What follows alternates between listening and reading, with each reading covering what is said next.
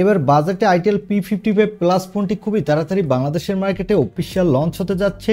আর এই ফোনটিতে কম দামে দেওয়া হয়েছে ব্যাক সাইডে ভেগান লেদার, যা এক কথায় দুর্দান্ত, দেখতেও প্রিমিয়াম লাগছে আর হাতে নিলেও প্রিমিয়াম ফিল পাবেন।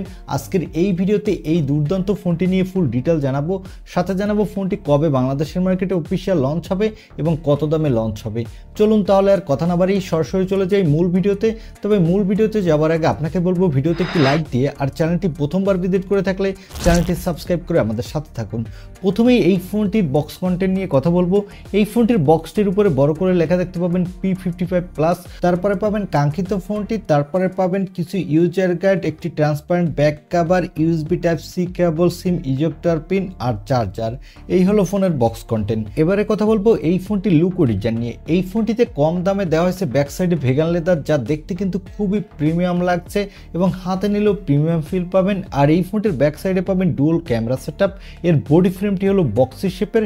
এই ফোনটির বাম সাইডে পাবেন একটি সিম কার্ড স্লট, এখানে দুইটি সিম কার্ডের সাথে একটি মাইক্রো এসডি কার্ড ইউজ করতে পারবেন। ফোনটির নিচের দিকে পাবেন 3.5 millimetre headphone jack, microphone, USB type C port আর পাবেন স্পিকার। ডান সাইডে পাবেন পাওয়ার বাটন এবং ভলিউম আপ ডাউন বাটন, আর ফ্রন্টে পাবেন একটি মিডল কনসোল সেলফি ক্যামেরা।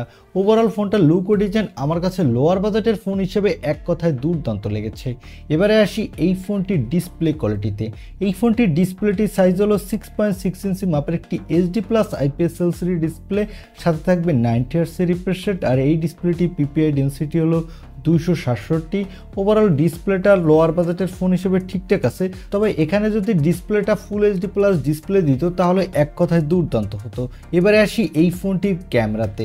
আগেই বলেছি এই ফোনটির ব্যাক সাইডে দেওয়া হয়েছে ডুয়াল ক্যামেরা সেটআপ, যার প্রাইমারি লেন্সটি হলো 50 মেগাপিক্সেলের, সাথে পাবেন 0.8 মেগাপিক্সেলের একটি অক্সিলারি লেন্স, এটাকে AI লেন্সও বলতে পারেন। এই ফোনটির ব্যাক ক্যামেরা দিয়ে আপনি ফুল HD ভিডিও রেকর্ড করতে পারবেন, আর এই বাজেট বিবেচনায় আপনি মোটামুটি ভালোই ফটোগ্রাফি তুলতে পারবেন। চলুন এবার এই ফোনটির কিছু ফটো স্যাম্পল দেখে আসি, তাহলে আপনাদের বুঝতে সুবিধা হবে এই ফোনটির ক্যামেরা কোয়ালিটি কেমন।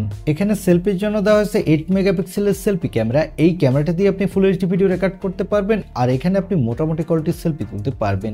এই ফোনটির পাওয়ারের জন্য দেওয়া হয়েছে ইউনিসকের T606 প্রসেসর। এই প্রসেসরটি 12 ন্যানোমিটার আর্কিটেক্টে বিল্ড এবং এই প্রসেসরটি দিয়ে আপনি ভালো মাল্টিটাস্কিং করতে পারবেন, সাথে ক্যাজুয়াল গেমিং করতে পারবেন। এখানে ফ্রি ফায়ারের মতো গেমগুলো আপনি লো এবং মিডিয়াম সেটিংসে খেলতে পারবেন। আর এই ফোনটিতে আউট অফ দ্য বক্স থাকছে Android 13। এখানে সিকিউরিটির জন্য থাকছে সাইড মাউন্টেড ফিঙ্গারপ্রিন্ট সেন্সর এবং ব্যাটারির জন্য দেওয়া হয়েছে 5000 mAh এর একটি ব্যাটারি, সাথে দেওয়া হয়েছে 45 ওয়াটের একটি ফাস্ট চার্জার। এই ফোনটি মার্কেটে আপনি 3টি কালার ভেরিয়েন্টে পাবেন। আর এই ফোনটিতে যে extra micro SD card slot দেওয়া হয়েছে, এখানে আপনি 2TB পর্যন্ত এসডি কার্ড ইউজ করতে পারবেন।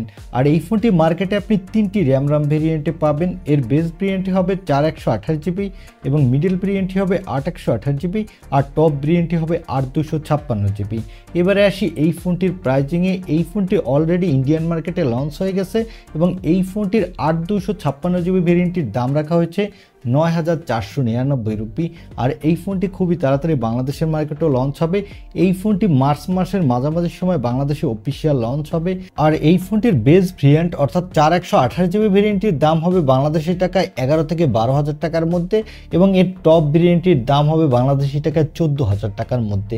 আমার মনে হয় এই ফোনটি এই দামে ভালো একটা ডিল হতে পারে অফিসিয়াল ফোন হিসেবে, কারণ এই ফোনটির ডিজাইনটা এক কথায় দুর্দান্ত। এছাড়া এখানে আপনি ক্যাজুয়াল গেমিং করতে পারবেন, ফ্রি ফায়ারের মতো গেম খেলতে পারবেন। আপনারা যারা মাল্টিটাস্কিং এবং ক্যাজুয়াল গেমিং এর জন্য একটা ফোন কিনতে চান, বিশেষ করে সবথেকে সুন্দর লুক ও ডিজাইনের ভেগান লেদারের একটা ফোন কিনতে চাইলে তারা এই ফোনটি নিতে পারেন। তবে আপনি যদি গেমিং এর জন্য এই ফোনটি কিনতে চান বা ভালো ফটোগ্রাফির জন্য এই ফোনটি কিনতে চান, তাহলে এই ফোনটি নেবেন না, কারণ এখানে তেমন ভালো গেমিং এক্সপিরিয়েন্স পাবেন না।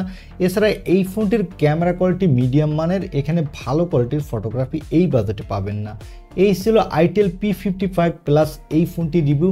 এখন এই ফোনটি আপনার কাছে এই দামে কেমন লেগেছে বা এই ফোনটি এই দামে আপনি কিনতে চান কিনা তা কমেন্টে জানাতে পারেন।